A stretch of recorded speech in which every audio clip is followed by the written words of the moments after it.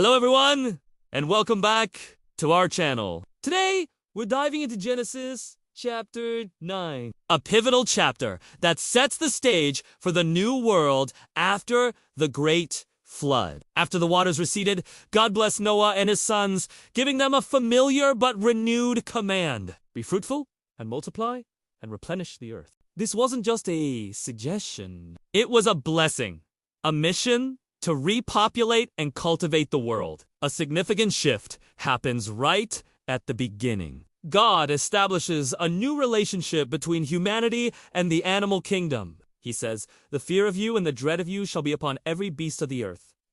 This marks a change from the pre-flood era. Humans are given stewardship, but it's a relationship now marked by fear, not just harmony. Along with this, God expands the human diet.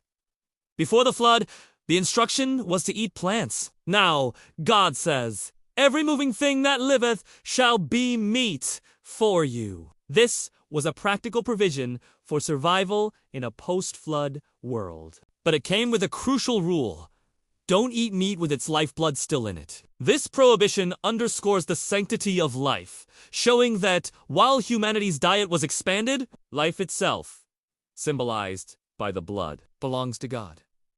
This leads to one of the most foundational principles in the chapter: the sanctity of human life. God declares that he will require a reckoning for the shedding of human blood, whether by an animal or another person. He says, "Whoso sheddeth man's blood, by man shall his blood be shed." Why? "For in the image of God made he man." This establishes the basis for justice and civil governance. The immense value of human life comes directly from the fact that we are created in God's image. This is a profound statement about our inherent worth and dignity. Then we come to one of the most beautiful and well-known parts of the Bible, the establishment of God's covenant. God makes a promise not just to Noah and his family, but to every living creature and to the earth itself. He promises, "Neither shall there any more be a flood to destroy the earth."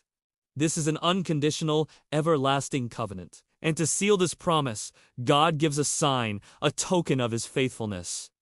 He says, "I do set my bow in the cloud," the rainbow. It's not just a beautiful natural phenomenon. It's a divine reminder. When we see a rainbow, God says he will look upon it and remember his promise to never again destroy all life with a flood. It's a symbol of hope, mercy, and God's enduring faithfulness to his creation. The chapter then shifts to a more personal and difficult family story. We learn that Noah's sons who survived the ark were Shem, Ham, and Japheth. The narrative tells us Noah planted a vineyard, made wine, and became drunk.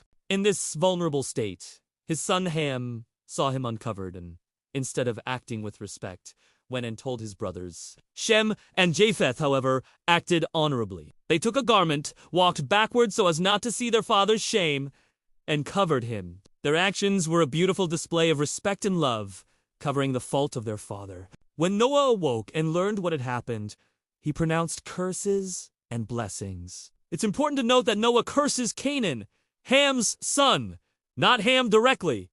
He says, "Cursed be a servant of servants shall he be." Conversely, he blesses Shem and Japheth. Through Shem's line, the chosen people and ultimately the Messiah would come, and Japheth's descendants would be enlarged and share in Shem's blessings. This story is a somber reminder that even a righteous man like Noah was fallible, and that our actions, especially how we treat family in their moments of weakness, have lasting consequences. The chapter concludes by noting Noah's long life, 950 years before he died, closing the book on the man who walked with God and navigated the end of one world and the beginning of another.